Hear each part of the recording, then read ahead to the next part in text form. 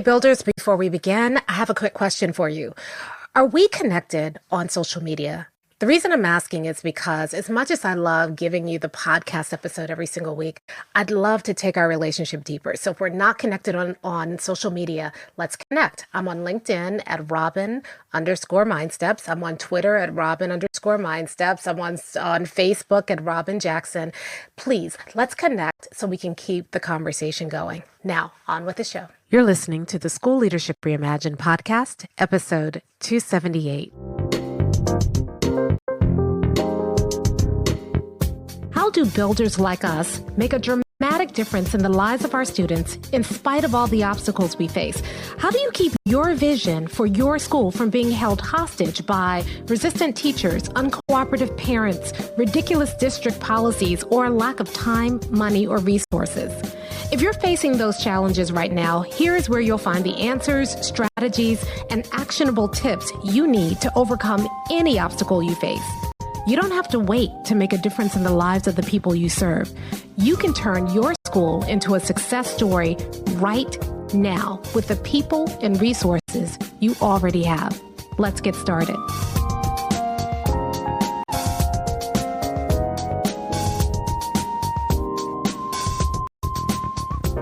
Hey builders, welcome to another episode of the School Leadership Reimagined podcast. I'm your host, Robin Jackson, and I want to start today's episode by sharing with you something that I'm concerned about. So over the last probably couple of months now, I have seen things online and heard school administrators saying something that has disturbed me.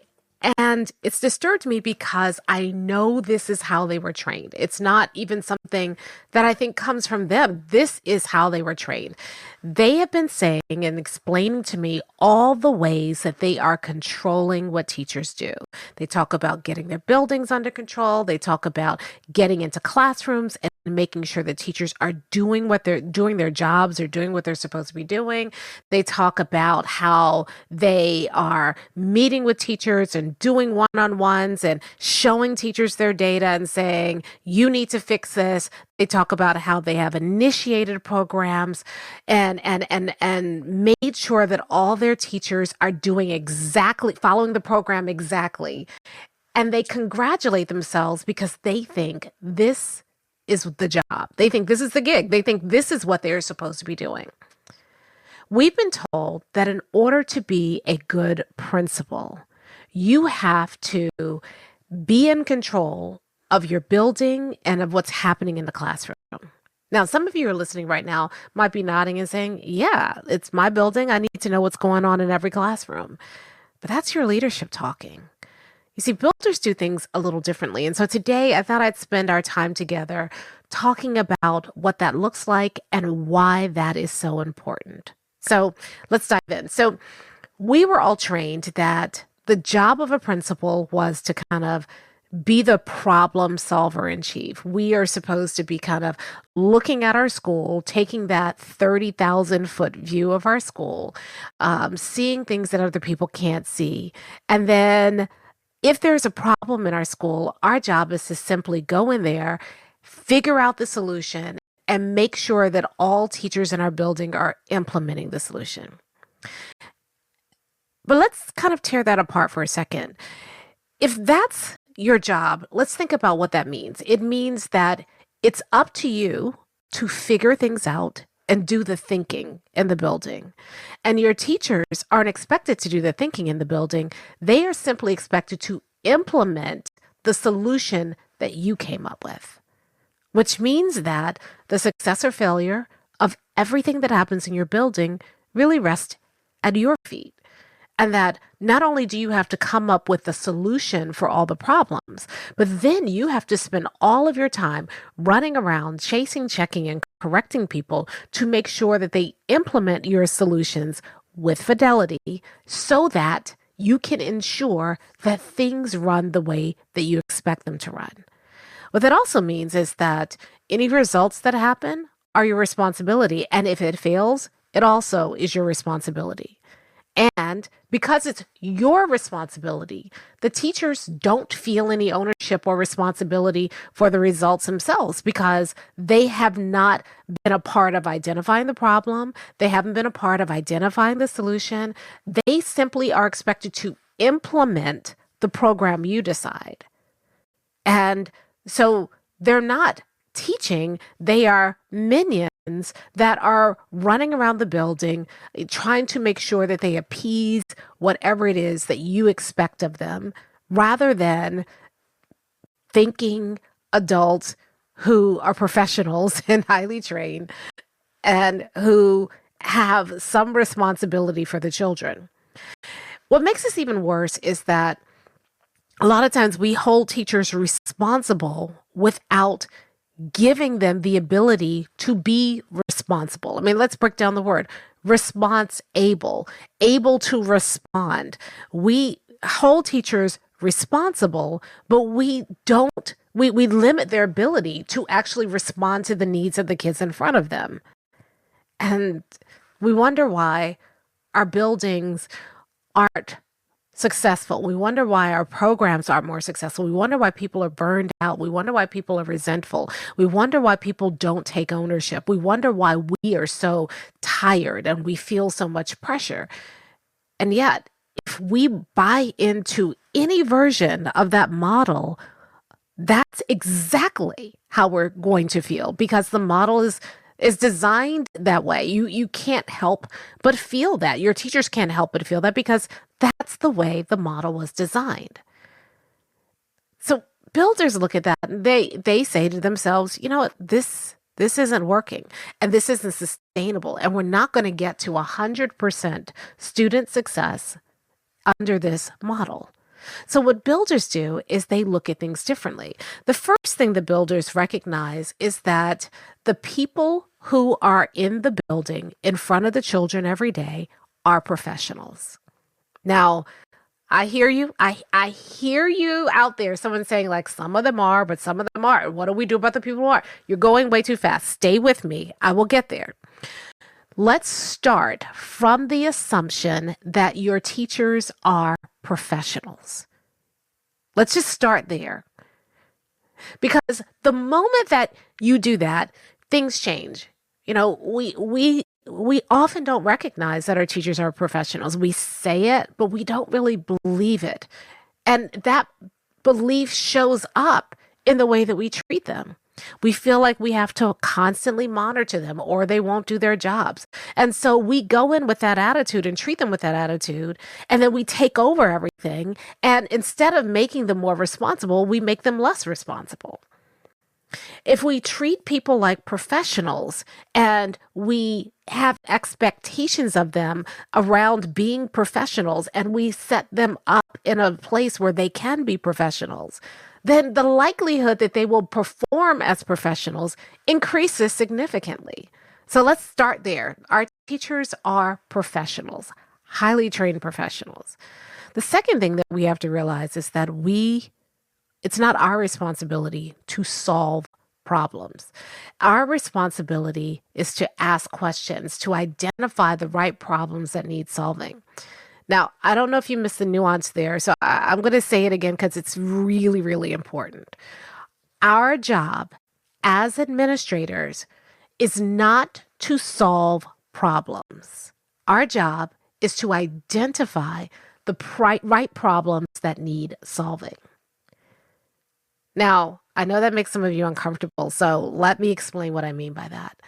You see, if you think you're the only person in the building who can solve problems, then it all rests on you. And you miss out on the expertise, on the insight that other people in the building can provide.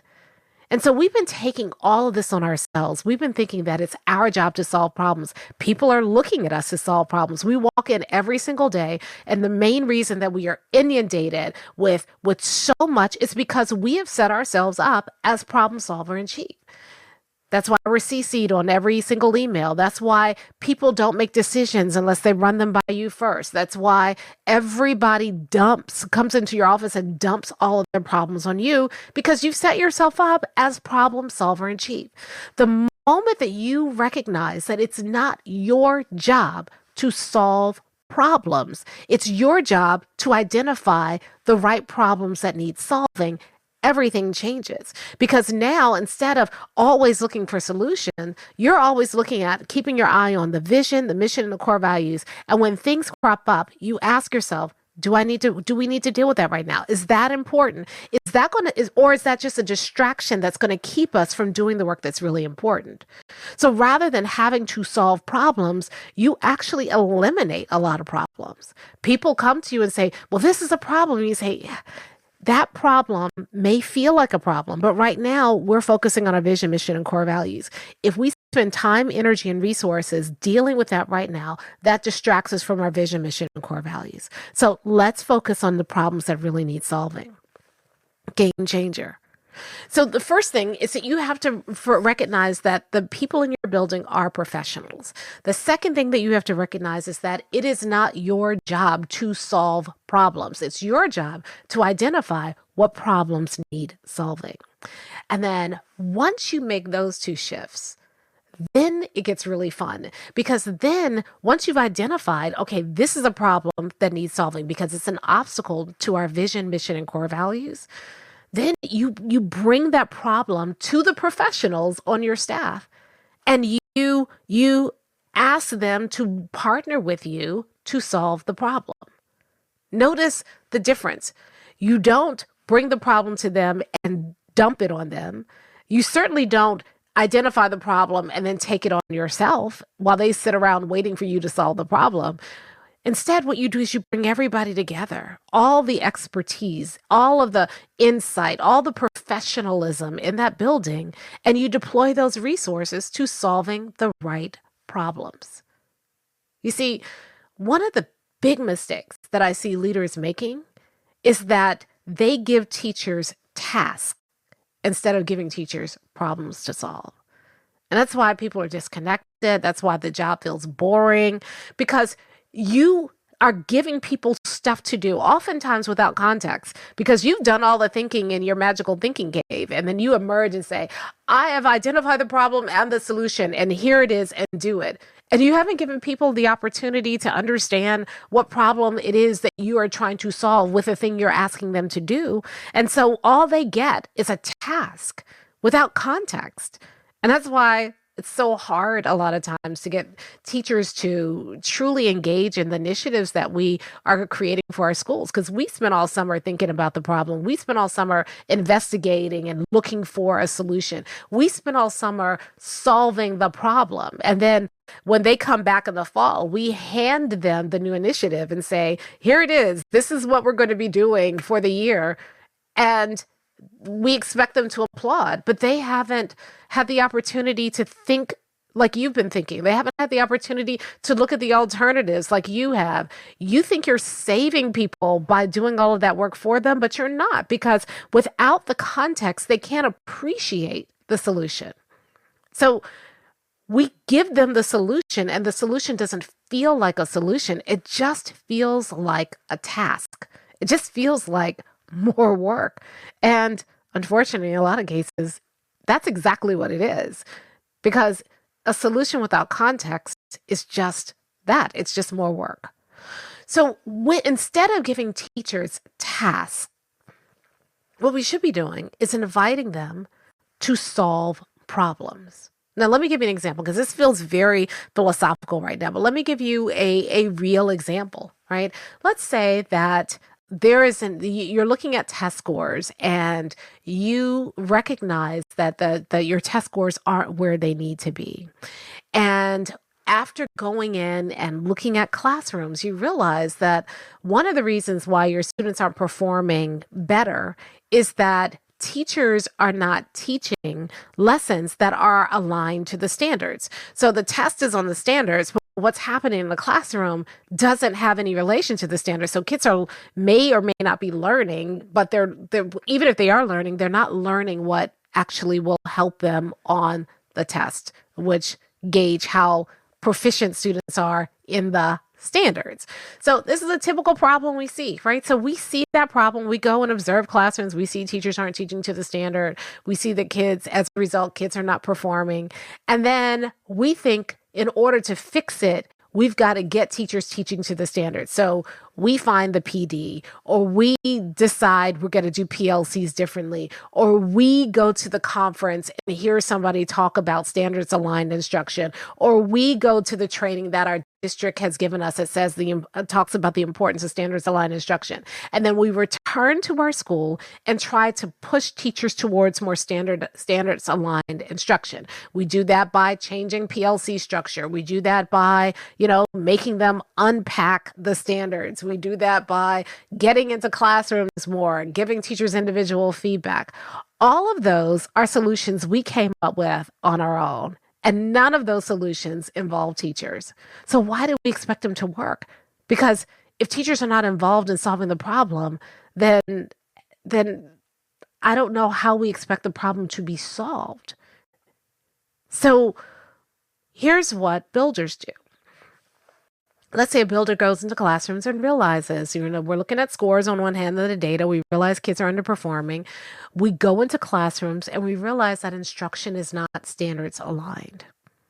So the first thing we do is we take that back to the teachers. We share the data with them and say, here's how kids are performing. I've been in classrooms and this is what I'm seeing happening in classrooms. And I think they're related. What do you think? And then we let the teachers talk. Now, yes, there are going to be some excuses. Well, the standards don't make sense, or the kids are so far behind, all of that.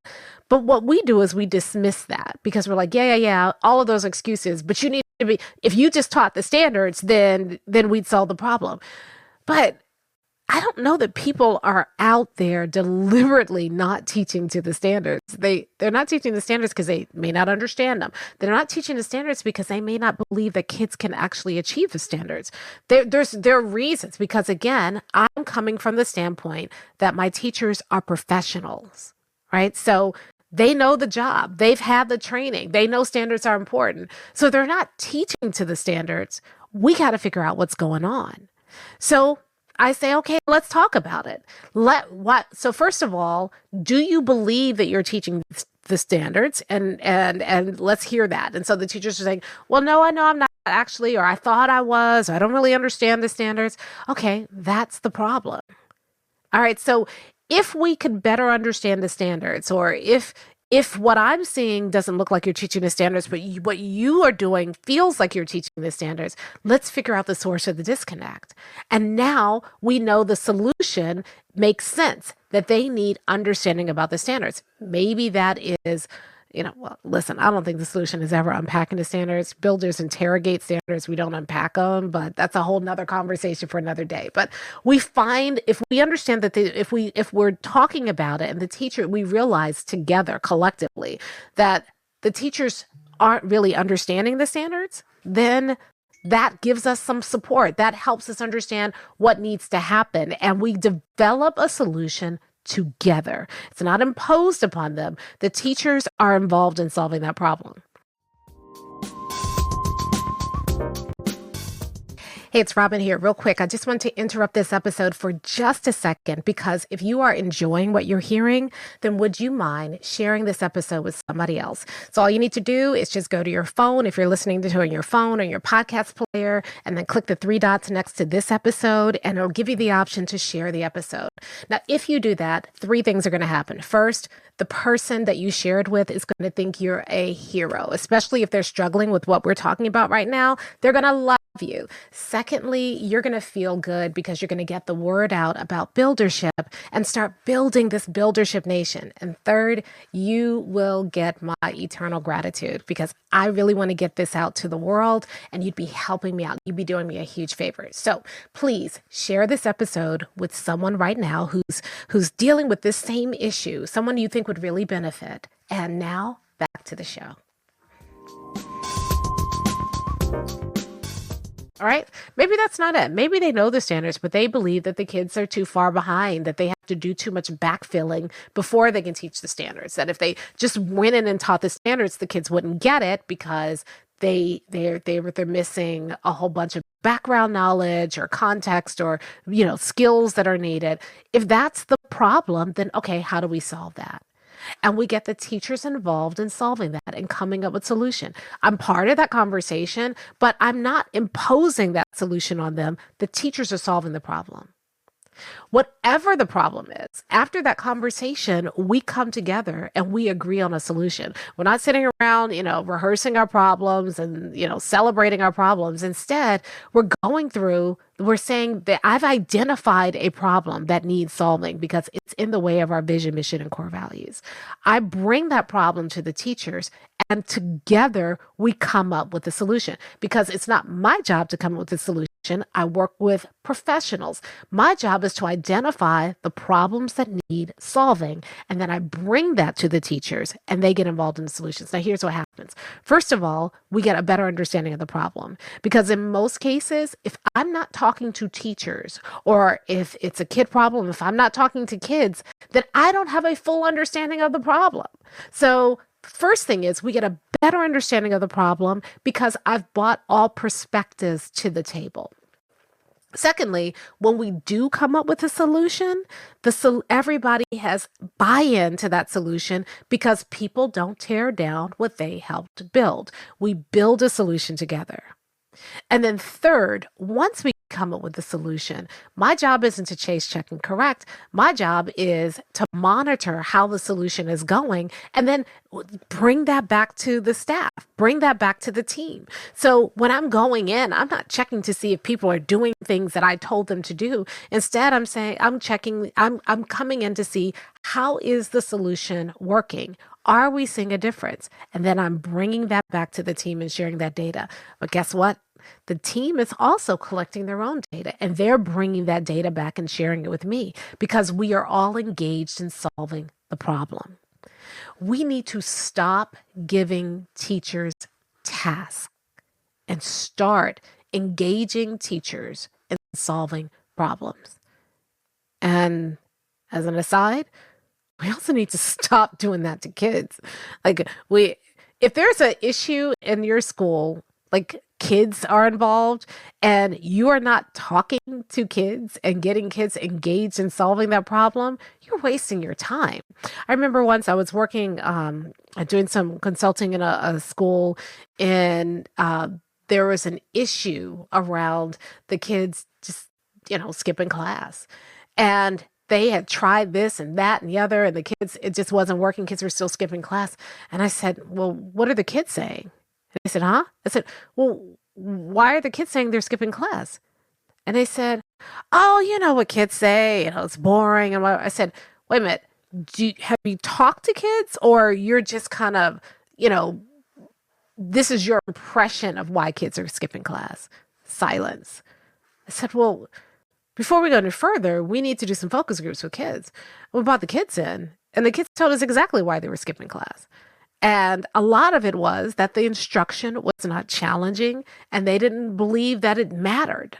And so what they were trying to, lock doors and patrol halls and do all that stuff to kind of to deal with the number of kids who were skipping. When the kids were telling us if the instruction was more rigorous, then we would be going to class, but it's not.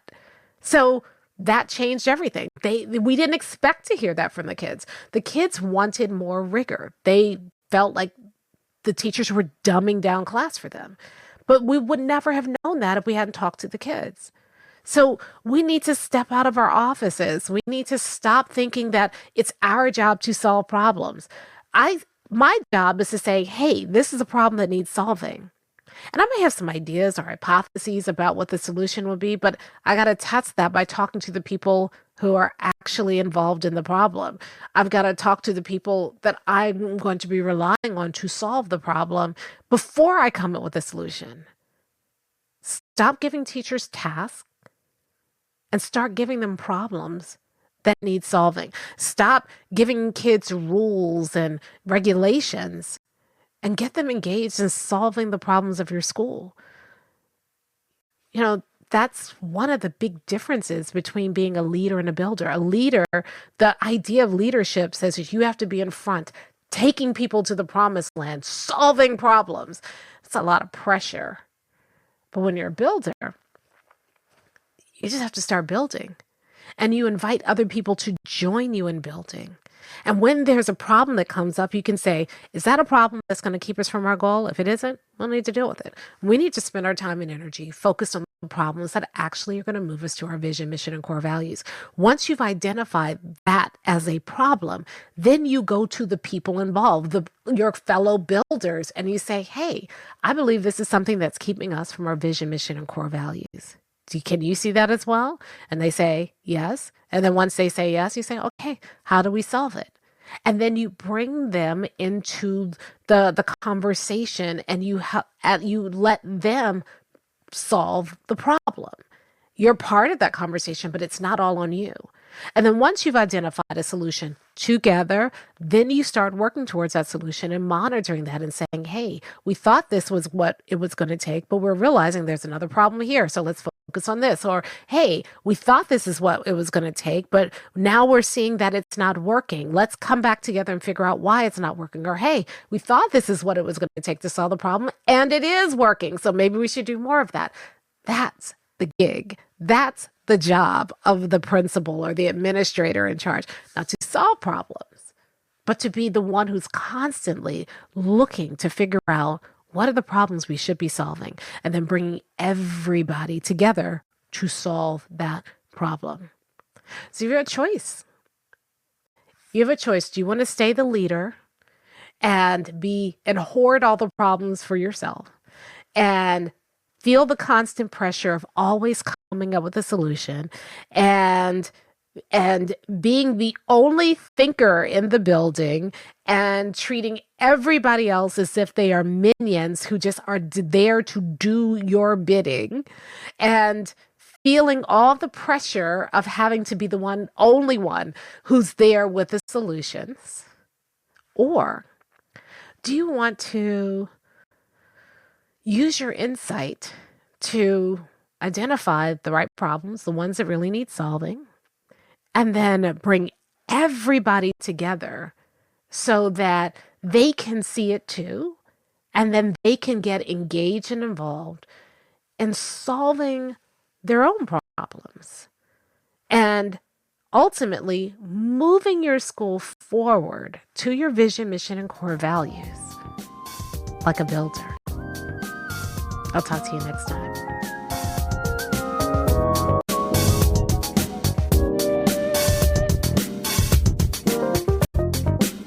Hey, if you're ready to get started being a builder right away, then I want to invite you to join us at Buildership University. It's our exclusive online community for builders just like you, where you'll be able to get the exact training that you need to turn your school into a success story right now with the people and resources you already have.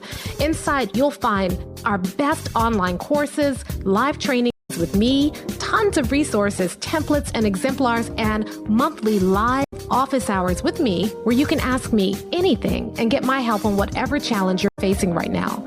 If you're tired of hitting obstacle after obstacle and you're sick of tiny little incremental gains each year, if you're ready to make a dramatic difference in your school right now, then you need to join Buildership University. Just go to buildershipuniversity.com and get started writing your school success story today. Hey, it's Robin here, and I want to thank you for listening to today's episode. Now, if you have a question about today's episode, or you just want to keep the conversation going, did you know that we had a School Leadership Reimagined Facebook group? All you need to do is go to Facebook, join the School Leadership Reimagined Facebook group. Now, there are going to be a couple of questions that we ask at the beginning because we want to protect this group and make sure that we don't have any trolls come in, and that it really is for people who are principals, assistant principals, district administrators. So make sure you answer those questions or you won't get in. But then we can keep the conversation going. Plus, we do a lot of great bonus content.